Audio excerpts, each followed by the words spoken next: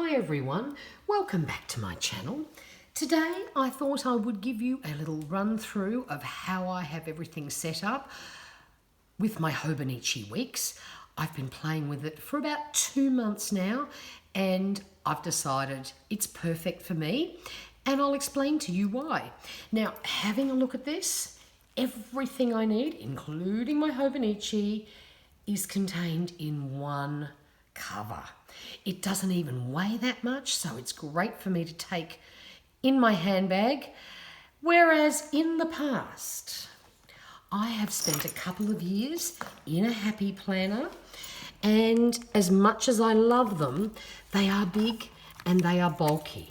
And so there's an awful lot of real estate here for writing things down that I actually didn't need.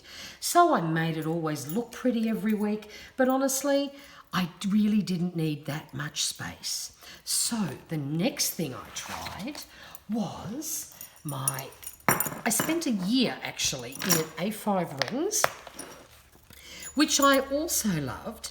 And what I did, I picked a similar setup to the Happy Planner, but what I didn't have was the sidebar. So again, less real estate, but still I had so much space that I didn't really need. So then of course, everyone starts to jump on the Hobonichi track, and I hesitated for a long time because I thought, oh Nick, do you really need another planner? But I really was after something small. So this is what I have put together. I've been using this for just over 2 months and I love it. So first of all, I have this cute little pen case that I got from Honeysuckle Planning, and I just love how it picks up the colours in the sun. And these are my 3 favourite pens for Hobonichi use. The Sharpie pen, I'll show you my little pen test later. No bleed through, no nothing. So that is my favourite for writing with. Then I've got a Pigma Micron, a number 2. Brilliant pen for drawing lines and all my little dots and spots, which I'll also show you when we get to the Hobonichi. So that's another favourite.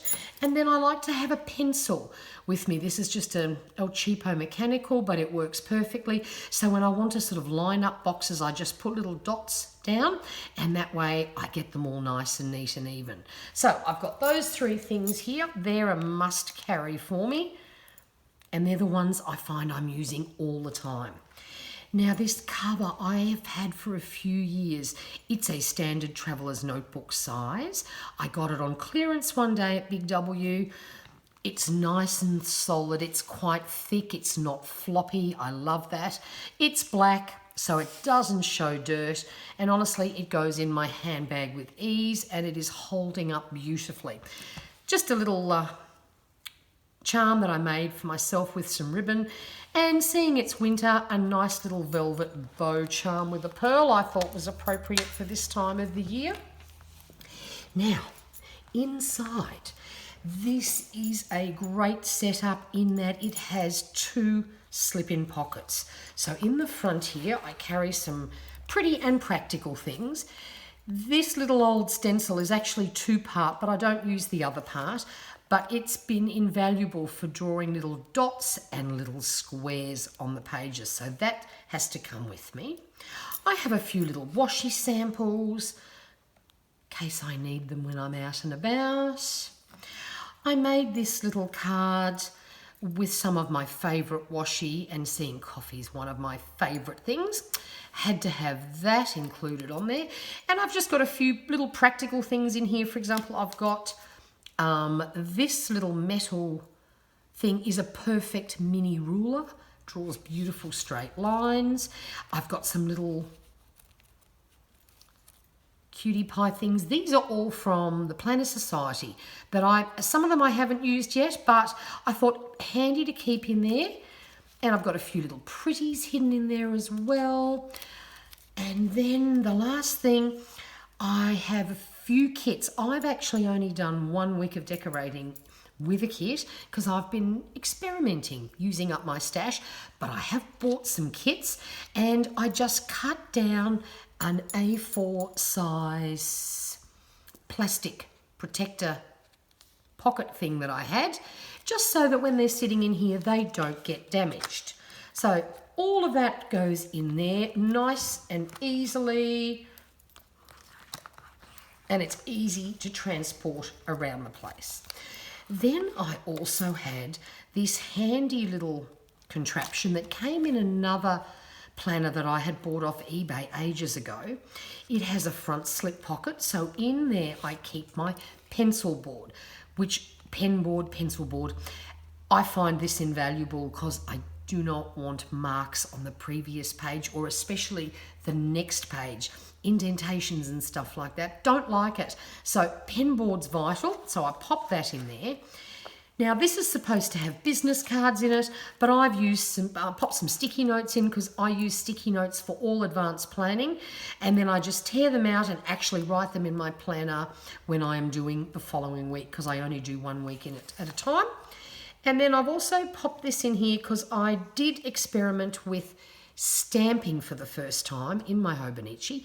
This is a little board, little rubbery plasticky board thing that I got from Daiso, and it helps to give you a nice cushion but still firm underneath. You put this underneath your paper, gives you a lovely stamp. So that fitted in there perfectly, so it's coming with me.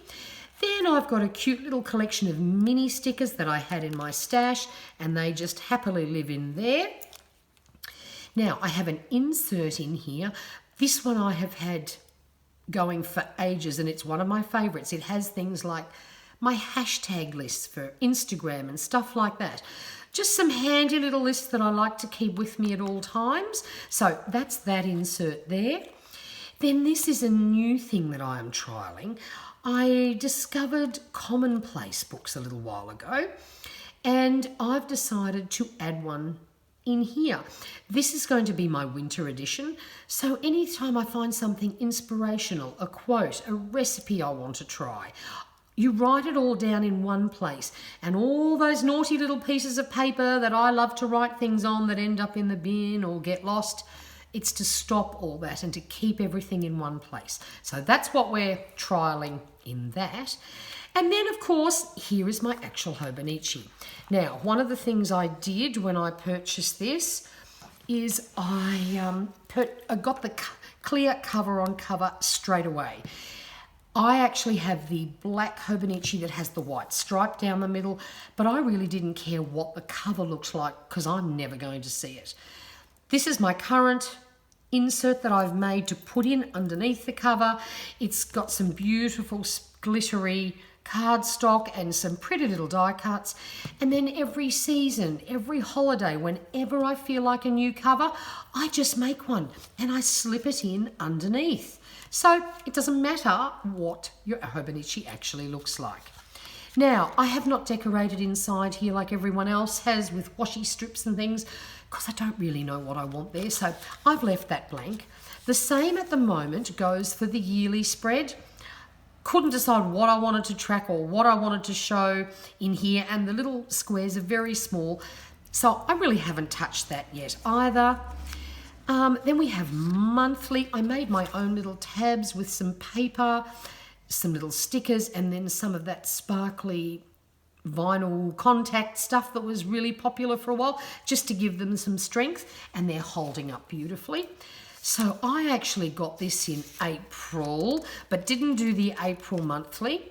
I did decorate May and popped a couple of things in it. Had a great time decorating June, but guess what? Haven't used it once. I probably should get into the habit of using a monthly spread, but I didn't in June. So I'll probably keep decorating because it's fun and it's a great way to use up stash, but I haven't used it yet. So then we go to weeklies. Now I've got a few blank pages because I started using this on the 15th of April. And what I've been trying to do is use up my stash instead of just going and buying a million kits, trying to be a little bit inventive and just use up all the things that I've got, which is pages and packets and buckets full of things. I've got so many sticker books, supplies from scrapbooking, you name it, I've got it. So just trying to be a little bit inventive, using things up, Love a good mermaid spread. This is the first time I used an actual kit. This one was from Oscar and Lou, and I loved it because of the colours. I thought they were perfect for winter. This one's just done with a Kaisercraft sticker book. This is the first time I tried using watercolour and stamping. That was last week, or actually this current week, and it turned out really well. And I was really happy. You can just see a little bit of shadowing, but honestly, not enough to be worth worrying about. And this, of course, is next week's spread. Again, I had this little sheet of deco stickers, so I just built the whole spread around using those, and I thought it turned out really great. Then we go to the notes section. What I'll do is I'll start at the very back, because this is when I first got it. Of course, we had to do my pen test. Now, as I said before, my Sharpie pen and my Pigma Micron are my two absolute favourites. And if I flip this over, very little shadowing, absolutely no indentations, and the same with the Pigma. I don't think I'm a big fan of ballpoint pens on this paper because it definitely leaves indentations. Now, that doesn't matter on the previous page, but when you're trying to write neatly on the brand new page the following week, don't like those little lumps, but that's okay. Plenty of other pens to use. I did try some of my highlighters to see how they would work. These Kaisercraft Fusion pens are a definite no-go. Had a little play with some watercolours. I just grabbed out my Jane Davenport Brights and my Micador. They're a cheaper set, but they've got so many colours in them. These didn't turn out brilliantly because I think I used way too much water because I was really trying to push it to its limit. These, of course, were super vibrant, very happy about that. And again, there's definitely shadowing, but I don't have a problem with that. I did a little trial run with pencils and watercolour before I used them in my planner this week. That worked out really well. Had a bit of a play with a Tombow, but not happy with that shadow. It's just way too much, so I don't think I'll ever be using that because that's just way too dark for my liking. And then, of course, I have used a few of the pages making some lists. I've done social media stats, YouTube ideas, shop ideas. Sorry, just covered that one up. Blog post ideas. Have another list in a planner that I'm working through. Once I finish that, I'll add new ones to this. Add to playlist. Haven't heard too many songs, obviously, that I want to add in yet. Books to read. Self-care treats. Definitely need to add a few more things in there. TV shows or movies to watch. Happy mail orders. Oh, I've got another couple that I need to add to that. Love having a little checklist of all the things I have purchased. I'll start at a little wish list, and then the rest is blank. So I haven't decided whether I want to order the mega next time, and with all those extra pages start to run daily lists, shopping lists and things like that, because I don't want them on my main planner page, but because this is so easy to carry around, I could start to put shopping lists and things in, but I haven't done that with this one because this is just the normal one, and I know there's no way I would have enough pages, to get through the year, but if I get a mega, I would. But I'll think about that for now. So there you go. This is my Hobonichi. I absolutely love it. I love the size, the weight of it. It's so light. The paper is gorgeous to work with. I will experiment more with watercolors and all that sort of thing. So if you enjoyed this video, please consider subscribing. I'll have more planner and more crafty videos for you in the future. And until next time, take care.